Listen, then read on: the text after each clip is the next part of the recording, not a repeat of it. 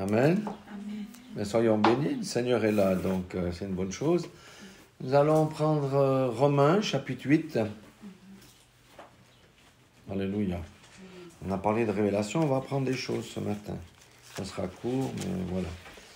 Donc le Seigneur veut toujours nous enseigner. Romains, chapitre 8, vous savez, commence par un verset très important, c'est le verset 1 que je vais juste répéter. Il n'y a donc maintenant aucune condamnation pour ceux qui sont en Jésus-Christ, qui marchent non selon la chair, mais selon l'esprit. Amen. C'est pour tous ceux qui marchent sur le chemin étroit. Alléluia. Cette promesse est pour tous ceux qui marchent sur le chemin étroit. Il faut bien qu'on comprenne ça. Il n'y a pas de condamnation pour ceux qui marchent sur le chemin étroit. Alléluia. Parce que par l'esprit, nous faisons mourir les désirs de la chair. Et si nous tombons, il est juste et fidèle pour nous purifier si on se repent. Amen. Donc, maintenant, il n'y a aucune condamnation pour nous qui sommes en Jésus-Christ et qui nous marchons où? Sur le chemin étroit. Et sur le chemin étroit, c'est où on marche selon l'esprit et non selon la chair. Les quelques versets que je vais présenter ce matin, c'est pour nous, mais aussi pour tous ceux qui sont dans le ministère d'intercession et aussi pour tous ceux qui cherchent Dieu en esprit et en vérité. Amen. Alors, au chapitre 8, on va prendre le verset 28 qu'on connaît tous, presque par cœur. Parce qu'on dit, nous savons du reste que toute chose concourt au bien de ceux qui aiment Dieu, de ceux qui sont appelés selon son dessein. Amen. Quand on a des difficultés, on dit oui, toute chose concourt au bien de ceux qui aiment Dieu. Sauf qu'il faut connaître quand même le contexte aussi pour bien comprendre. Première des choses ici, cette parole s'adresse à qui? À ceux qui sont appelés sur son dessein, selon son dessein.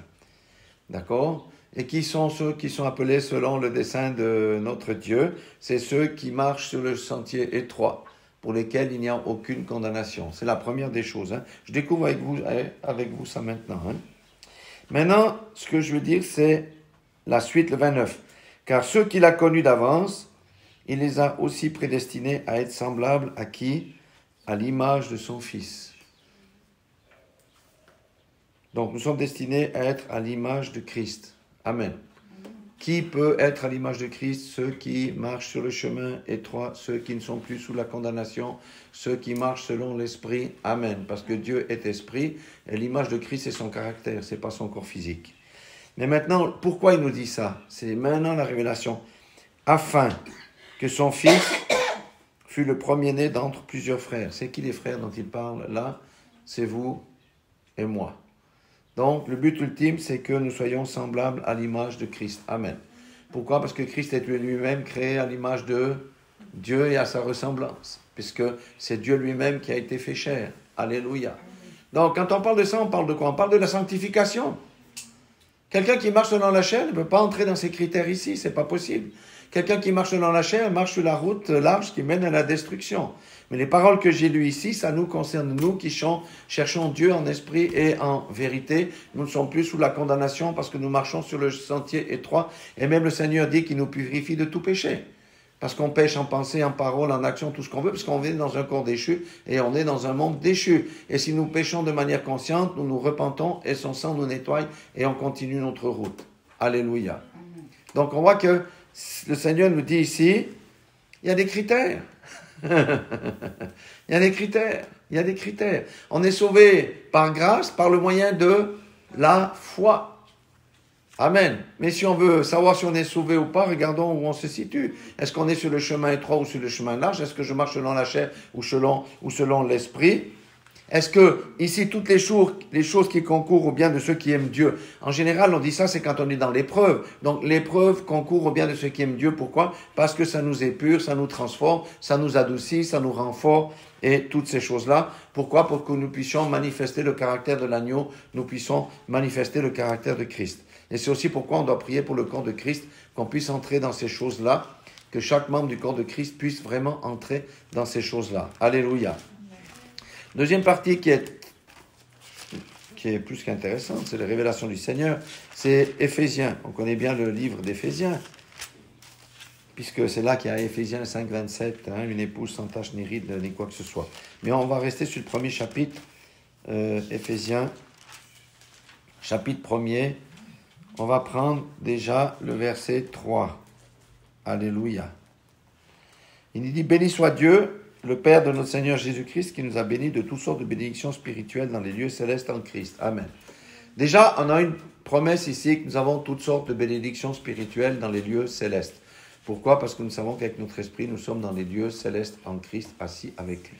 Donc, nous avons les bénédictions spirituelles qui sont à notre disposition. Maintenant, c'est surtout le verset 4. Il dit « En lui », donc en Christ, Dieu nous a élus avant la fondation du monde. Pourquoi il nous a élus avant la fondation du monde? Pour que nous soyons saints et irrépréhensibles devant lui. Amen. Pour que nous soyons saints et irrépréhensibles devant lui. Et on verra que seuls ceux qui sont saints et irrépréhensibles devant lui sont capables de l'adorer correctement. Amen. Parce que Dieu cherche des adorateurs en esprit et en vérité. Donc, on doit se rappeler qu'on a été élus avant la fondation du monde, parce que Dieu connaissait qui était qui, de toutes les façons, afin que nous puissions être saints et irrépréhensibles devant lui. Donc, si quelqu'un n'est pas en Christ, ne peut pas être saint ni irrépréhensible. Ce n'est pas la sainteté de Dieu, on est d'accord, mais c'est marcher dans la justice, marcher dans la droiture. Quelqu'un qui n'est pas en Christ ne peut pas faire ça. Amen. Parce que seuls ceux qui sont en Christ connaissent la vérité affranchie, et le Saint-Esprit nous donne la force de marcher dans la droiture et de marcher dans la justice de Dieu. Alléluia. Donc, on a vu avant que c'est pour que Christ soit le premier d'entre les frères. Autrement, Dieu aurait échoué si Christ n'avait pas de frères et de sœurs. Et nous avons été créés à l'image de Dieu et nous sommes appelés à manifester l'image de Christ parce que la création a chuté. Et ici, il dit, il faut que nous soyons saints et irrépréhensibles devant lui. Et on sait que ce n'est pas par la chair, c'est par l'esprit. Alléluia. Verset 22. Et là, on va découvrir quelque chose qui doit être le fondement de notre vie. Il dit au verset 22, et il a tout mis sous ses pieds de Christ, et il l'a donné pour chef suprême de l'Église, qui est son corps. Quand on pense à ce verset, on pense toujours que oui, nous sommes les membres du corps de Christ. C'est vrai, mais il y a quelque chose de plus profond qui est caché là derrière. S'il est la tête, qu'est-ce que ça implique? Ça implique que la main va lui obéir. S'il est la tête, ça implique que le pied va lui obéir. S'il est la tête, ça veut dire que la bouche va lui obéir. S'il est la tête, ça veut dire que tes yeux vont lui obéir, que nos oreilles vont lui obéir. C'est l'obéissance le critère de la véritable adoration. C'est l'obéissance qui nous introduit dans la sainteté. C'est l'obéissance à Christ qui nous introduit sur le chemin étroit. C'est l'obéissance à Christ qui nous maintient sur le chemin étroit. Ça, c'est une réalité. On doit prier pour nous-mêmes, pour comprendre ces choses. Et on doit prier pour le corps de Christ. On doit intercéder pour le corps de Christ. Qu'on comprenne que l'obéissance, c'est la clé de la vie. Amen. Sans obéissance, il n'y a rien. Sans obéissance, on n'est pas en Christ. Sans obéissance, on n'est pas efficace pour le royaume. Sans obéissance, on ne peut pas marcher par l'esprit, parce que si on n'obéit pas, on n'entend pas la voix de l'esprit. Sans obéissance, rien ne sert de lire la parole de Dieu, parce que la parole de Dieu ne pénètre pas. Alléluia. Donc la révélation pour ce matin, c'est l'obéissance, c'est la clé de voûte de notre vie. Alléluia. Ma femme a prêché là-dessus, C'est juste maintenant que je fais la relation entre ce qu'on a vu ces derniers temps. L'obéissance est la clé de tout. Alléluia. Alléluia. Donc, nous sommes sur le chemin étroit.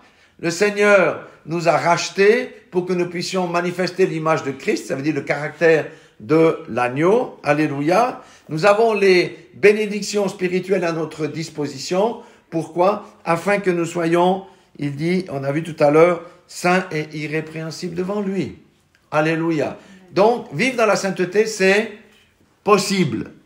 Parce que c'est marcher dans la justice et marcher dans la droiture. Tous ceux qui vous disent, non, mais c'est impossible, c'est faux, c'est possible parce que le Seigneur nous a donné les moyens. Et si nous marchons par l'Esprit, notre chair se tait. Même si elle se lève de temps en temps, notre chair est vaincue. Alléluia. Et je trouve vraiment que c'est quelque chose d'assez extraordinaire. Et on doit se rappeler que nous ne sommes pas notre propre chef. Personne n'est notre chef sur la terre, si ce n'est Jésus-Christ. Amen. Il a mis des personnes en position d'autorité, mais le chef suprême, c'est Christ. C'est le berger des bergers, c'est le grand berger. Alléluia. Donc la clé de ce que je vous dis, qui nous introduit dans la véritable adoration, c'est l'obéissance. Parce que Dieu, on a vu, vous vous rappelez le dialogue entre la Samaritaine et Jésus au puits. La Samaritaine, il dit, ah, je vois que tu es prophète, mais nous adorons sur cette montagne. Jésus, il a dit, non, ce n'est ni ici, ni à Jérusalem. C'est en esprit et en vérité. C'est pas une question de lieu. Et la véritable adoration, c'est la vie que nous menons devant Dieu. Alléluia. Ce que nous avons fait tout à l'heure pour introduire le culte, c'est parce qu'on est ensemble. On adore Dieu, mais l'adoration est quelque chose de permanent. Lors du culte, c'est la concrétisation de la semaine. Alléluia. Et comme j'ai dit, l'obéissance est la clé de voûte de tout. C'est pourquoi Dieu déteste les rebelles, et les rebelles seront consumés. Parce que les rebelles refusent d'obéir à la parole de Dieu, les rebelles refusent de se soumettre au Saint-Esprit, les rebelles rejettent Christ. Alléluia. Et aujourd'hui, nous sommes dans un monde de rebelles, parce que le monde entier rejette Christ, sauf ceux qui lui appartiennent. Alléluia. Et nous sommes des lumières dans ce monde de ténèbres, dans ce monde de rebelles. Alléluia. Et nous avons été délivrés de notre rébellion, parce que lorsque nous sommes venus à Christ, c'est lui qui a brisé toutes nos chaînes qui nous maintenaient dans la rébellion. Parce que la rébellion, c'est la pratique consciente du péché. La rébellion, c'est rejeter Dieu, ne pas vouloir se soumettre à sa volonté. Voilà. Et maintenant, on va rester sur une histoire que vous connaissez, qui est vraiment extraordinaire, qui va conclure ce petit message. C'est dans Genèse. Genèse, chapitre 22. Il y a quelque chose de très intéressant ici dans Genèse, chapitre 22. Parce que j'ai cherché dans la Bible, je n'ai pas trouvé. C'est la première fois qu'on parle d'adoration. Et c'est Abraham. Abraham était un adorateur. En esprit et en vérité. C'est pour ça qu'on dit qu'il était le père de la foi. Donc, vous vous rappelez que quand il avait eu la promesse d'avoir un fils, il avait 75 ans, 75 ans pour les Français, et c'est à 100 ans qu'il est devenu papa. Il y a 25 ans d'attente. D'accord? Et Dieu lui avait fait la promesse qu'au travers de lui, il serait le père d'une grande multitude. Et voilà que Dieu, maintenant, Dieu fait avec nous ce qu'il a fait à Abraham ici. Il faut comprendre ça. C'est le modèle. Quand il y a quelque chose pour la première fois dans la Bible, c'est ça qui fixe le standard. Ça, on avait appris à l'école biblique. C'est vrai? Quand il y a une première chose qui se passe dans la Bible, c'est le standard pour tout le reste. Et regardez ici ce qu'il dit. Au verset 22, chapitre 22 de Genèse, premier verset. Après ces choses, Dieu mit Abraham à l'épreuve. Et lui dit, Abraham, il répondit, me voici. Il n'a pas dit, je suis occupé, reviens plus tard. Vous voyez? Dès que Dieu appelle, Abraham, il a dit quoi? Me voici. Alléluia. Donc, il n'avait pas les préoccupations mondaines. Non, je dois nourrir le troupeau, j'ai les invités qui sont à la maison. Non, Dieu a appelé, il a dit, me voici. Ça veut dire que quand Dieu appelle quelqu'un, il faut arrêter les choses courantes pour écouter ce que Dieu dit. La dernière fois, lors du culte, le Seigneur avait parlé à la sœur Blessing, il avait dit que mon peuple manque d'écoute. Il faut savoir écouter comme écoutent les disciples.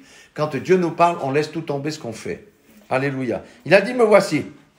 Dieu dit, prends ton fils, ton unique, celui que tu aimes, Isaac, ton fils, ton unique, celui que tu aimes. C'est quelque chose de très cher, c'était quelque chose qui était certainement la plus chère dans le cœur d'Abraham. Et va-t'en au pays de Morija, et là, offre-le en holocauste sur l'une des montagnes que je te dirai. Waouh! Quel ordre! Est-ce qu'il a discuté avec Dieu? Abraham n'a pas discuté avec Dieu. Il n'a pas discuté avec Dieu. Absolument pas. Donc, il dit qu'Abraham se leva de bon matin, sella son âne et prit avec lui 2 serviteurs et son fils Isaac, et il fendit du bois pour l'holocauste, et il partit pour aller au lieu que Dieu lui avait dit. Pourquoi Abraham avait de l'assurance? Parce que Dieu lui avait dit, je te susciterai un fils qui sera... tu seras le père d'une grande nation au travers du fils que je vais te donner. Et Abraham disait, si Dieu m'a dit ça, même s'il me prend mon fils, il va le ressusciter parce que la promesse ne peut pas s'accomplir s'il tue Isaac. Il avait la foi dans la promesse. Et Dieu a testé quoi? Son obéissance. Alléluia. Verset 4, il dit, le 3e jour, Abraham, levant les yeux, vit le lieu de loin, et Abraham dit à ses serviteurs, restez ici avec l'âne, moi et le jeune homme, nous irons jusque-là pour faire quoi? Pour adorer, et nous reviendrons auprès de vous. L'obéissance fait partie de l'adoration. Regardez bien ce qu'il dit, c'est saisissant. Et il dit aux autres, nous irons jusque-là pour adorer. Alléluia. Adorer, ça veut dire obéir Dieu. Alléluia. Ça veut dire, c'est le style de vie, l'adoration, j'obéis à la parole. J'obéis à ce qu'il me dit pour adorer. Et il dit, voyez la foi, et nous reviendrons auprès de vous. Et nous reviendrons auprès de vous. C'est la foi, une foi absolument extraordinaire. Et c'est la première fois qu'on voit dans la Bible la question de l'adoration ici. Mais Abraham a obéi parce qu'il avait foi en la promesse et il avait confiance en Dieu. Abraham avait confiance en Dieu parce que Dieu ne marche pas selon nos pensées, Dieu ne marche pas selon nos idées, Dieu est Dieu, il a des voies qui ne sont pas nos voies et des pensées qui ne sont pas nos pensées. Et il avait confiance en Dieu. Et vous savez, la chute, on connaît quand on parle de la chute. Qu'est-ce que la chute a amené? La chute a amené le péché a amené la maladie, a amené la mort, a amené la désolation, la pauvreté. C'est ça qu'a amené la chute. Mais en fait, la chute a brisé quelque chose. La chute a brisé la confiance du Père envers son fils Adam. Et Jésus est venu rétablir. Et Abraham a fait confiance à Dieu. Il a fait confiance à Dieu. Et un père s'attend à ce que son fils soit obéissant. Si je prends Jason là, si son papa marche avec Jason, il y a un grand mur là. D'accord? Il lui dit, il le met sur le mur, et son papa lui dit, saute dans mes bras. Qu'est-ce que va faire Jason? Ben, il va sauter dans ses bras. Mais un enfant qui refuse de sauter, c'est un enfant incrédule. Et des fois, Dieu nous demande de sauter, d'avoir la foi d'un petit enfant comme Jason. Alléluia. Et là, il a bien dit, et nous reviendrons auprès de vous. Abraham prit le bois pour l'Holocauste, se chargea sur son fils Isaac et se porta et porta dans sa main le feu et le couteau. Et ils marchèrent tous deux ensemble. Alors Isaac, parlant à Abraham, son père, dit, « Mon père » Et il répondit, « Me voici, mon fils. » Isaac reprit, « Voici le feu et le bois, mais où est l'agneau pour l'Holocauste ?» Tout d'un coup, le gamin, il a réalisé, bon, on ne sait pas quel âge il avait là. Hein. Certains disent qu'il était déjà adulte, mais où est le feu, où est l'Holocauste? Mais Abraham lui répondit, « Mon fils, Dieu se pourvoira lui-même de l'agneau pour l'Holocauste. » Et ils marchèrent tous deux ensemble. De nouveau, c'est la foi. Dieu m'a fait une promesse. L'ennemi va toujours essayer de venir bouffer la promesse. Dieu te fait une promesse, c'est une semence qu'il a semée dans ta vie. L'oiseau voleur, qu'est-ce qu'il vient? Il veut venir voler ta promesse. Alors que ta promesse, tu appliques ce que Dieu a dit, tu restes avec ta promesse dans ton cœur et Dieu va l'accomplir. Alléluia. Et donc après, on connaît la suite de l'histoire. Je vais juste prendre le verset 15.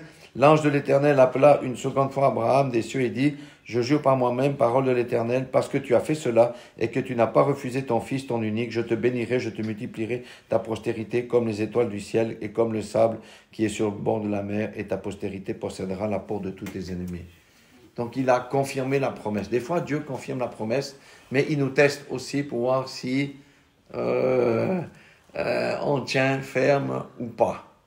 Alléluia. Et l'adoration, ici, c'est ça. Le bénéfice de la véritable adoration, d'une vie d'obéissance. Le Seigneur dit, ici, et ta postérité possédera la porte de ses ennemis. Ça veut dire que nous possédons la porte de nos ennemis. Ça veut dire quoi? Nous avons la victoire sur tous les démons. Nous avons la victoire sur les scorpions. Nous avons la victoire sur les serpents. Et c'est comme le sacrifice, c'est quelque chose de très cher. C'était ce qu'il avait de plus cher. Le sacrifice, c'est pas toujours de l'argent. Le sacrifice, c'est aussi le temps qu'on consacre pour le Seigneur.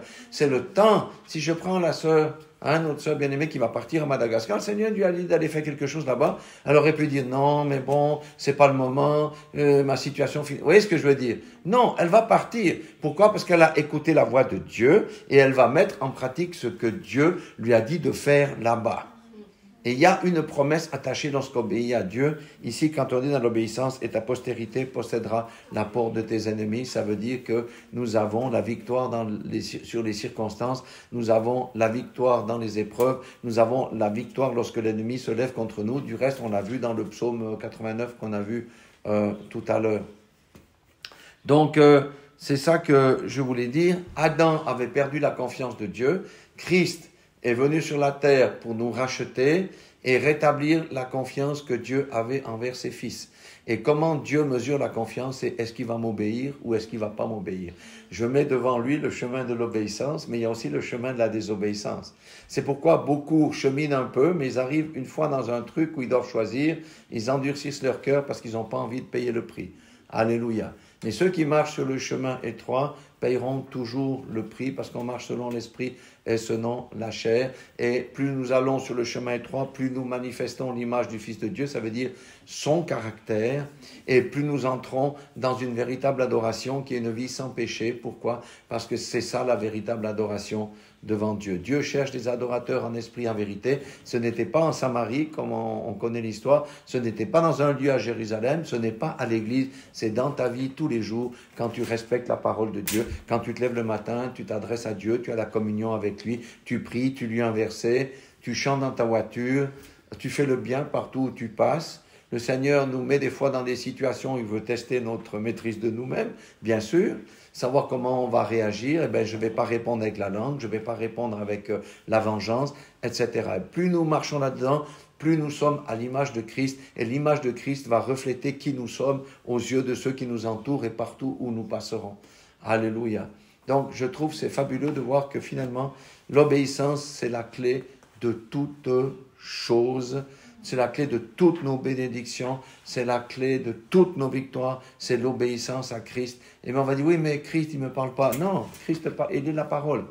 Il te parle dans la parole, mais si tu veux savoir ce que tu dois faire, il faut lire la parole.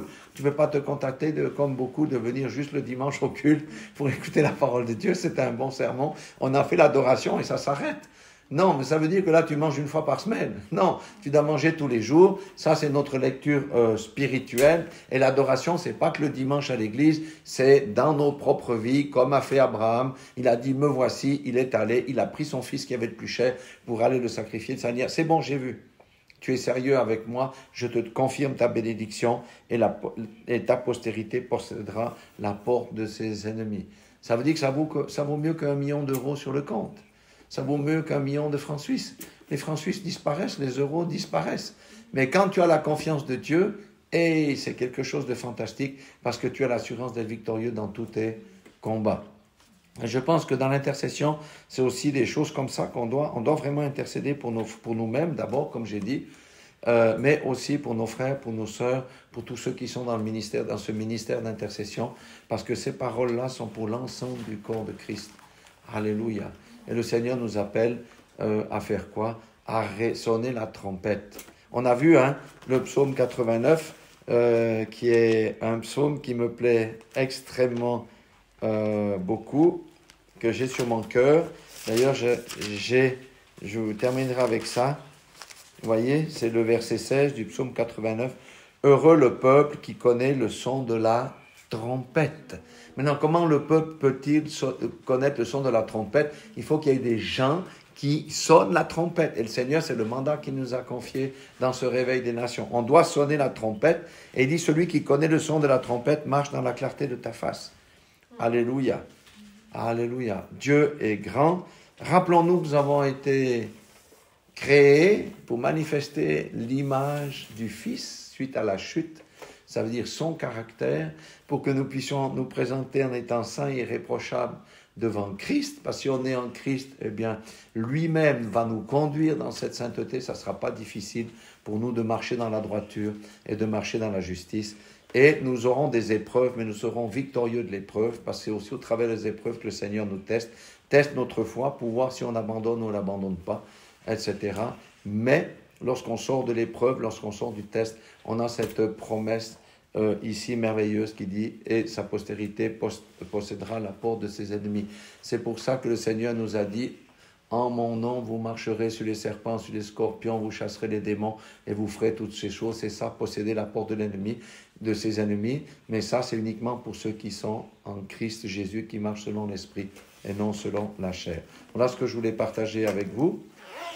Que le Seigneur soit vraiment béni, parce qu'on vit dans les temps où on a besoin d'entendre la nourriture solide pour qu'on puisse se laisser transformer par cette nourriture solide et que nous puissions nous laisser renouveler notre intelligence. Voilà, que le nom du Seigneur soit béni, que le nom du Seigneur soit glorifié. Le Seigneur nous aime, nous vous aimons. Je vous aime. Eh bien, voilà, maintenant, on va commencer une nouvelle semaine. Que ces bonnes paroles-là soient vraiment ancrées dans nos esprits et que nous puissions en profiter et en jouir. Voilà, soyez tous bénis dans le nom puissant de Jésus-Christ de Nazareth.